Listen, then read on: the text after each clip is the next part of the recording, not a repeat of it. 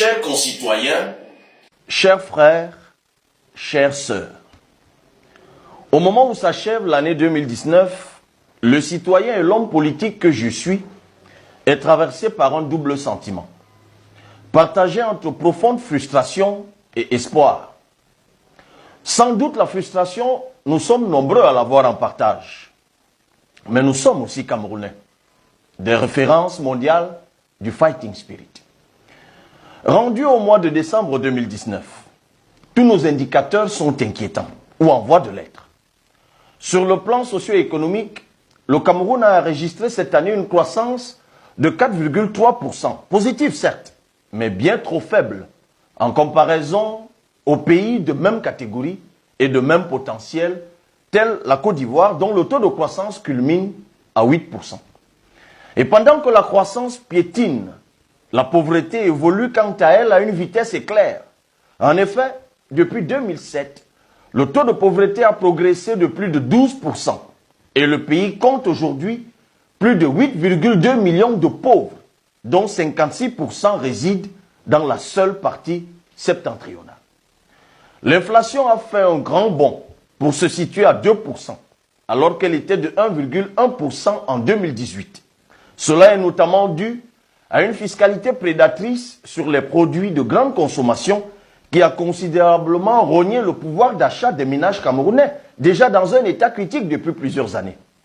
Même si le taux de chômage a encore tourné cette année autour de 17%, certaines études montrent que l'ampleur du sous-emploi chez les jeunes est d'environ 70%.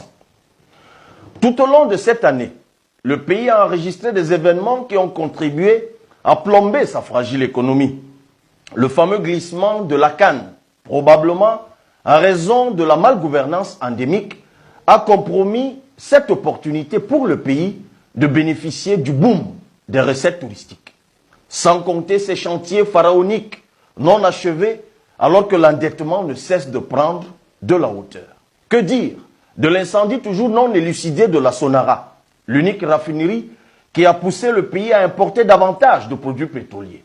Cette situation contribue à aggraver la balance commerciale qui était déjà déficitaire avant cet incident majeur de 313 milliards de francs CFA, soit 8,3% du PIB. Et les jours qui viennent n'augurent pas de perspectives rassurantes dans ce domaine. La situation des régions de l'extrême nord, du sud-ouest et du nord-ouest a poussé le gouvernement à les déclarer zones économiquement sinistrées, entraînant ainsi des perspectives de recettes fiscales quasi nulles pour de longues années encore. Les autres domaines de la vie de la nation, tels que la culture et le sport, sont quasiment à l'agonie. À l'exemple de la débâcle de notre équipe nationale de football à la CAN en Égypte. S'il y a lieu de se féliciter avec emphase des performances des Lions du volleyball et des U17 au football qui ont remporté des victoires africaines, il demeure que le Cameroun s'est fait remarquer négativement en occupant des places peu envieuses dans des classements internationaux tels que l'indice de perception de la corruption où il occupe la 152e place sur 180 ou le classement Doing Business où le pays est classé 166e en 2019 ayant ainsi reculé de 3 places par rapport à 2018. Sur le plan politique, une crise post-électorale de forte amplitude a secoué le Cameroun sans qu'on en ait tiré toutes les leçons. Le retentissant appel à l'assainissement du code électoral a été royalement ignoré. Sur le plan social, l'eau potable, les soins de santé, le logement décent, l'énergie électrique demeurent du luxe pour nombreux d'entre nous. Mes chers compatriotes, si on ne s'était limité qu'à de telles difficultés conjoncturelles, nous aurions, grâce à notre exceptionnelle résilience, continué d'espérer, même sans trop y croire, à des jours meilleurs. Mais la plus grande douleur et la crainte de chaque Camerounais, comme vous et moi, c'est surtout la fracture sociale et du vivre ensemble, dans laquelle notre pays se dirige comme une voiture sans chauffeur, lancée à vive allure. L'élite, par ses scandales teintés de clientélisme et d'égocentrisme, vit désormais déconnectée des besoins et des réalités du bas peuple, qui, négligé et méprisé, bout de colère. Il ne se passe plus une seule semaine sans que ne soient révélés des scandales de dépenses somptuaires, de népotisme, de corruption, lors de la passation des marchés publics, dans l'admission à de grandes écoles ou l'acquisition des biens publics. Baignant dans une atmosphère de faible redevabilité sociale et d'impunité entretenue derrière une parure d'arrestations spectaculaires, ces élites semblent hors d'atteinte des sanctions de la justice et des citoyens. Ces derniers, impuissants ou naïfs, se retournent contre leurs propres concitoyens en cherchant maladroitement des boucs émissaires à leur souffrance.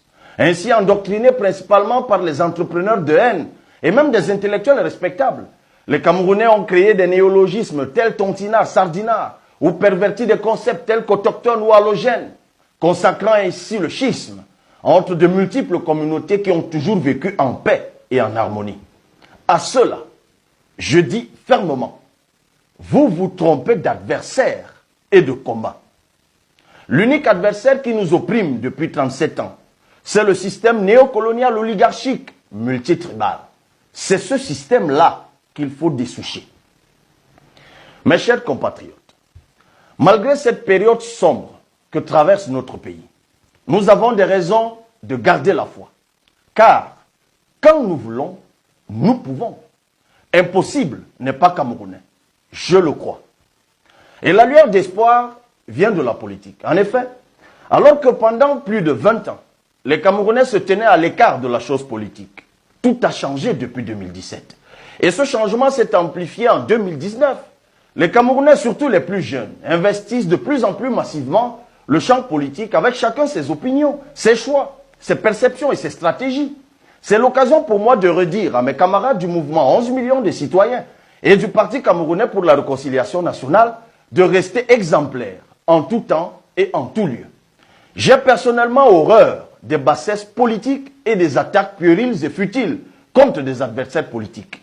Soyez combatifs et fermes sur le plan des idées, sur le terrain si c'est nécessaire, mais restez exemplaires et mesurés dans votre attitude.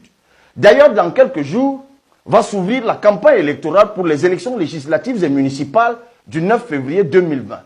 Je vous recommande de rester concentrés sur vos objectifs, vos programmes et projets de société législatifs et communaux.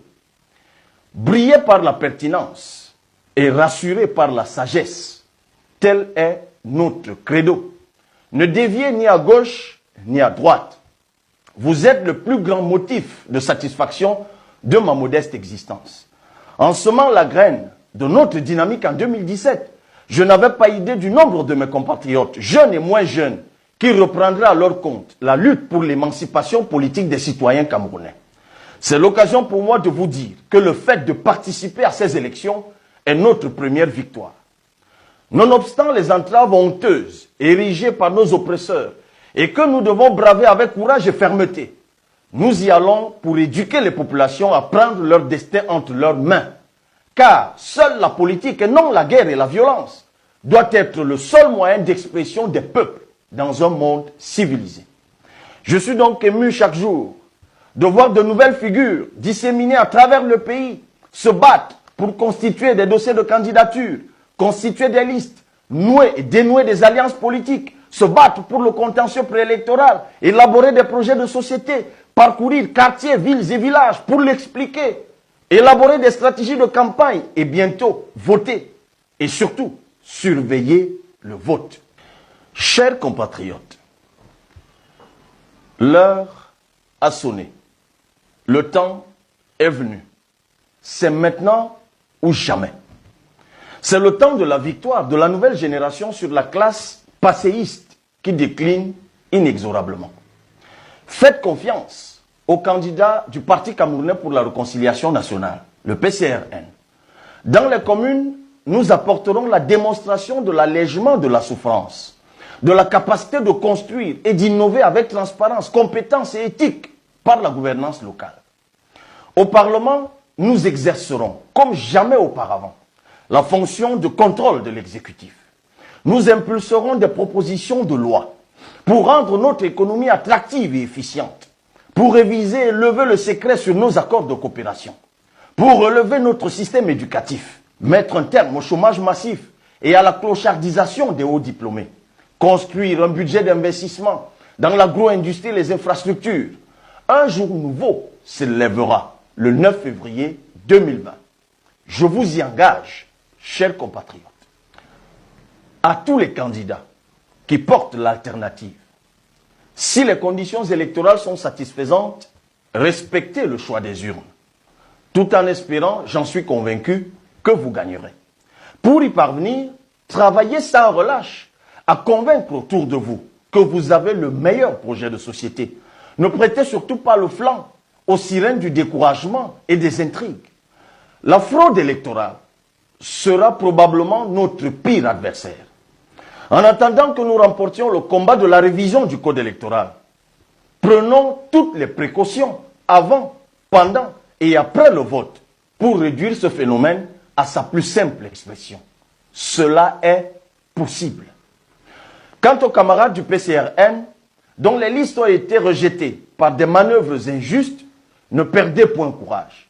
Nous mènerons le combat judiciaire tant qu'il sera possible, jusqu'à ce que justice soit dite. 2020 sera une année de challenge et de révélation.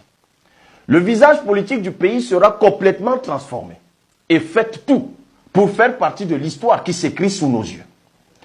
Mes chers compatriotes, j'ai une pensée pour nos frères et sœurs de l'extrême nord qui continuent de subir la guerre quasi oubliée contre l'horrible secte islamiste Boko Haram. Je leur dis que la République et les Camerounais continuent d'être avec eux. Quel que soit le temps que cela prendra, nous vaincrons le terrorisme et les populations pourront reprendre le cours normal de leur vie.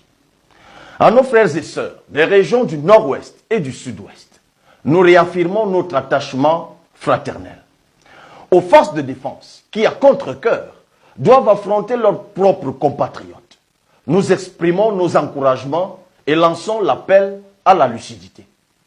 Nous pensons que les dysfonctionnements politiques et administratifs et les inégalités sociales à l'origine de cette crise qui sème la mort peuvent être réparés par la voie du dialogue et de la politique aussi. Lors du grand dialogue national, nous avons longuement discuté et fait des propositions qui commencent à être mises en application. Le code de la décentralisation, s'il a consacré de théoriques avancées sur certains points, nous a laissé sur notre faim sur bien d'autres points, notamment le statut spécial. Tout cela peut être corrigé dès la session parlementaire de mars 2020. S'il faut repasser par le dialogue sans exclusion, j'en suis personnellement disposé. En attendant la solution durable qu'offrirait le fédéralisme communautaire, je demande à ceux qui n'auraient jamais dû porter les armes de cesser le feu pour donner une chance à la paix. Trop de sang a coulé. Je sais personnellement que certains se battent légitimement pour la justice sociale et le progrès. Discutons. Discutons de tout.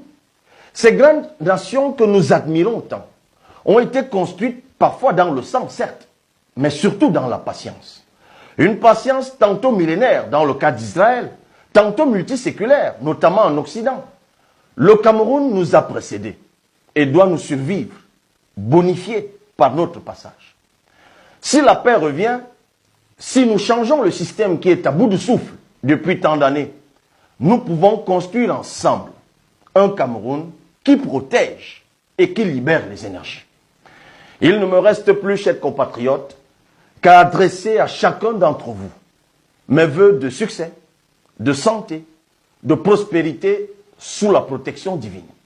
Que Dieu nous accorde sa grâce, qu'il bénisse le Cameroun. Bonne et heureuse année 2020.